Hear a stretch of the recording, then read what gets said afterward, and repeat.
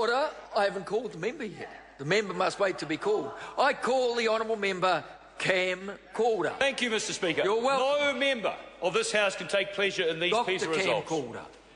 But it is a serious concern.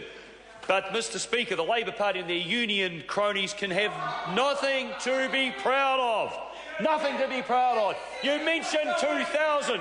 You got your stats wrong. 2000 was after 9 years of a national government where our successive education ministers were relentlessly criticised by the Labour Party and their union acolytes for our education policy. It was after 9 years of a national government that we had these statistics: 3rd in the world for reading, 4th in the world for maths, and 7th in the world for science, Dr Megan Woods. There was a steady decline from 2000 to 2009 where Labour did absolutely nothing. Nada. Nil. Zero. They were seduced by the education union's sibilant assurances and weasel words that all was right with the education sector, that nothing needed to change. And sadly, we've heard that again from the opposition speakers. Labour were blinkered and steadfastly ignored the growing disparity between our best students, where we're up there with the rest of the world, and our poorly performing students, and the relative underachievement of our Maori and Pacifica students. After National came into office, New Zealand's rating in 2009, after the supervised neglect, showed 7th for reading, 13th for maths, 7th for science. You think, well, ostensibly not bad, but let's disaggregate them, as we did.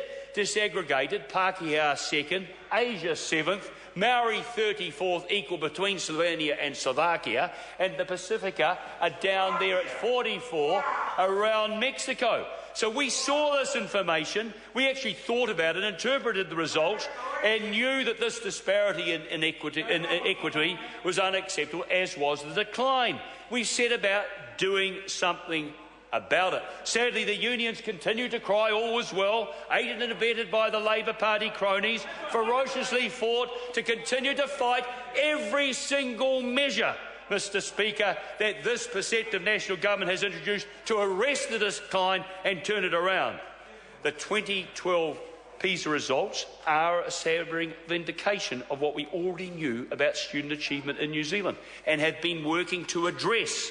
That is, our highest achieving students are comparable with the rest of the world. However, the whole education system needs to be better geared for all students to succeed.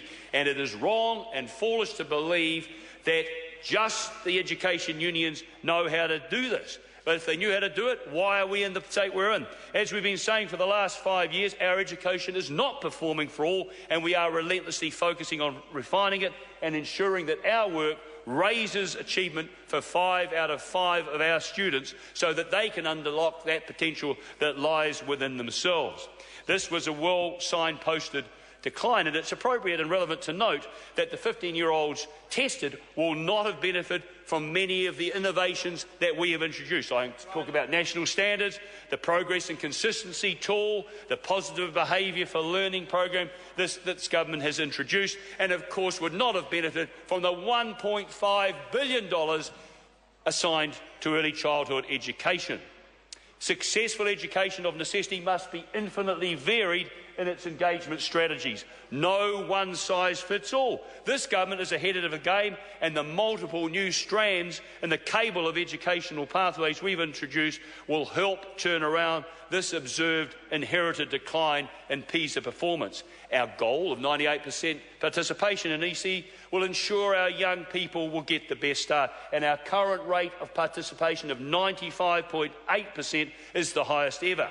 National standards will mean that teachers and parents can intervene early when their children and our children are falling behind. As I said, the Progress and Consistency Pact tool will be a huge help, enabling teachers to deepen their understanding of the New Zealand curriculum, to know how their students are progressing, know how they might support each individual student, and indeed provide detailed reporting to parents with examples, and help engage students themselves in directing their own learning.